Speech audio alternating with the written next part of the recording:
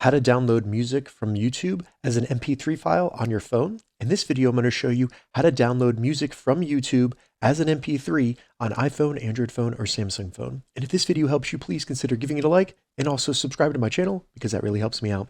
So there is no way to do this within the YouTube app. So what we need to do is open up a browser and simply navigate to studio.youtube.com. Now, when you first get there, you'll need to log into your account. And once you log in, it may open up the YouTube app again. So just go back and then reload studio.youtube.com and you'll see this screen here. Just select continue to studio. Once the studio loads, just simply pinch and zoom and scroll to the left until you see the left menu right here where you see that little music icon. Select that.